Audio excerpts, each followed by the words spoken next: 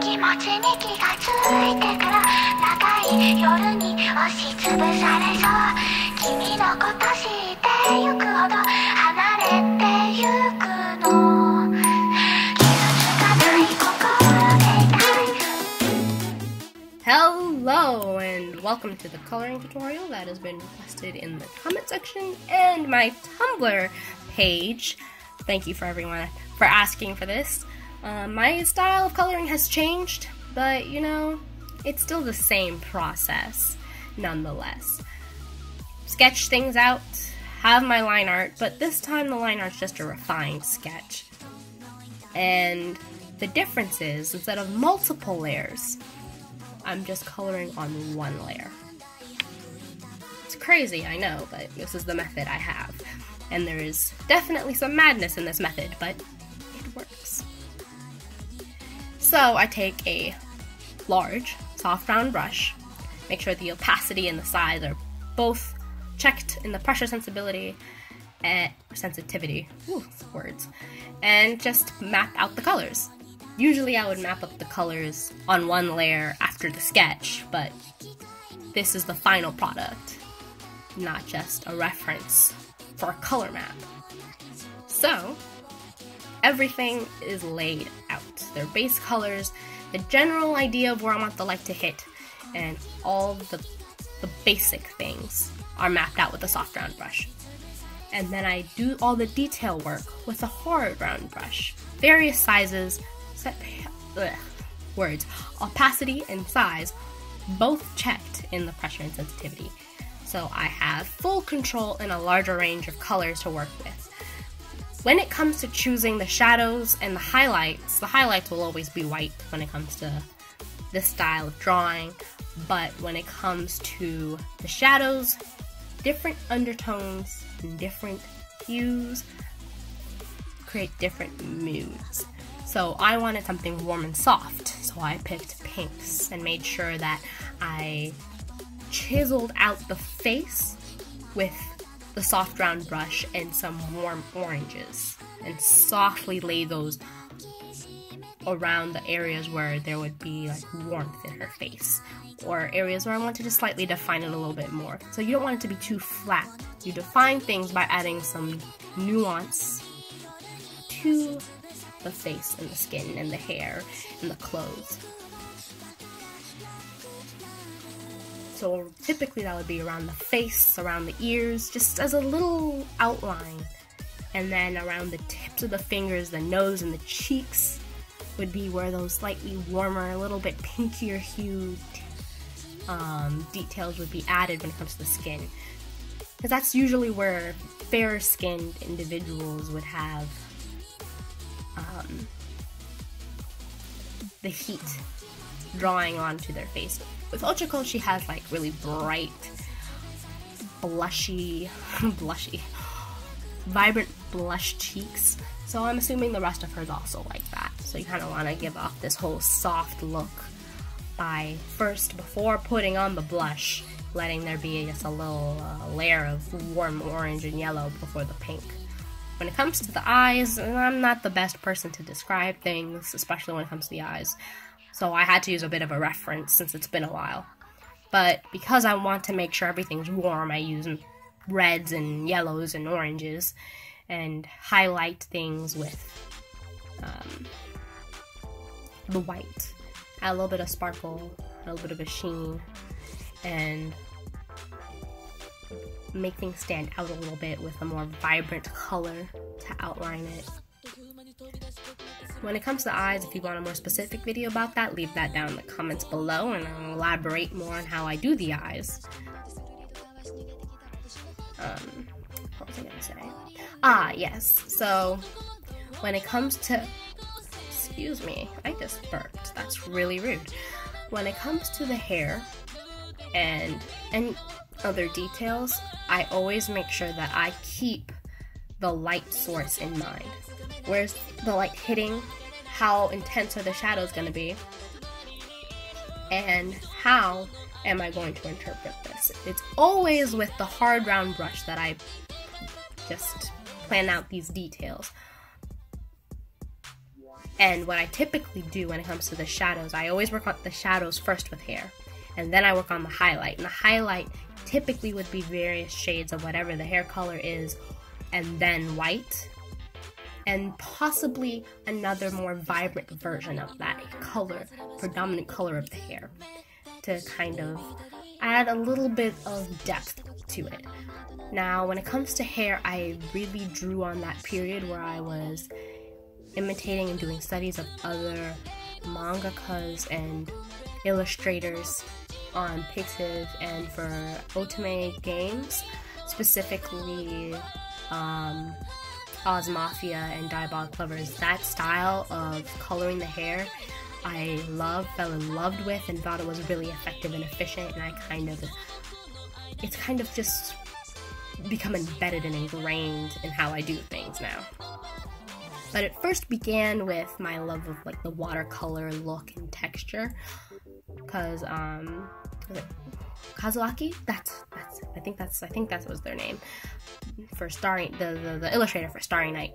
She had this whole watercolor look and aesthetic, which really was like what I was doing times 1,000 on steroids. So I was like, that's beautiful, let me try to get that look. And I feel like the best and easiest way to do that here is to just outline the shadows with a warmer color, just to make it look like a little bit of a watermark. Now, the same technique is applied to every part of the illustration. I think about the light source, I use a hard round brush to define the details, I blend things with the smudge tool with a soft round brush if it needs to be blended in. And any color that I choose works within the theme that I have. In this case, it's something warm and soft and inviting, so pinks and purples and orange and reds and browns are the color scheme the palette that I've chosen for this piece. And everything kind of works its way around that, coming back to it. So any cool tones have a little tinge of warmth in it, so it's not entirely cool and separated from the rest of the piece, so it doesn't feel like it's too jarring, unless that's the point, for it to be jarring and that contrast to be there. Now, I highly suggest, if there's anything that I can tell anyone to do if they want to improve anything that they're doing when it's related to art, is to find someone that you like. Find some artist that you enjoy. Look at how they do things and attempt to create the same stuff. Imitation is a great way of learning how things work, as well as understanding how you can use what you have better to make what you want. That doesn't mean that you claim that style is yours, or you take what that person's created and make it yours. You use it as a stepping stone to understand how something works to make your stuff better. So if you aren't comfortable with that, I suggest taking pictures and going out and trying to create those pictures again with your artwork. Play with lights. Any chance that you can, always play with the light. It makes things more interesting, it adds more depth. This picture was made for the point of this tutorial, so there's a lot with it that I'm not happy with. But for the sake of what it has to do, it's doing what it needs to do. But the lighting and the depth and everything else, that's what it had to do when it did it. But if you're gonna take things a step further and add like a background or add some more intricate pieces, always keep those in mind and how that's gonna interact with other parts of your picture. Because if something's emitting light from that thing, you need to make sure that the rest of whatever's around it is responding to that light that's being given off by that thing. Make it realistic, make it believable. That's a step towards improvement. I'm stuttering a lot because I do not have a script and I do not know what I'm saying. I wish everything would come out more smoothly, but it's just not one of those days today. And I really do want to make this video as effective as it could possibly be, but as quickly as I could possibly make it.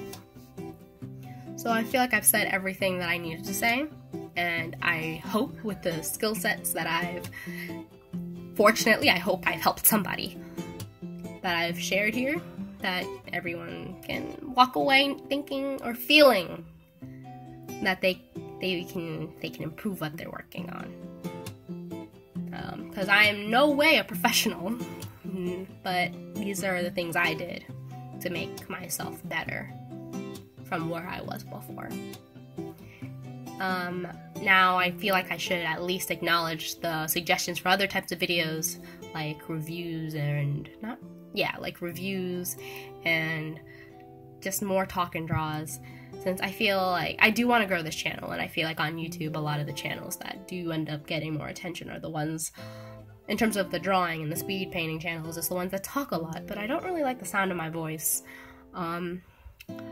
So I'm not sure if I'll make those kind of videos, but I will definitely keep in mind what you guys want, and I'm willing, wow, the reluctance in my voice, I'm willing to produce that kind of stuff for everyone, so, you know, people can enjoy what I make.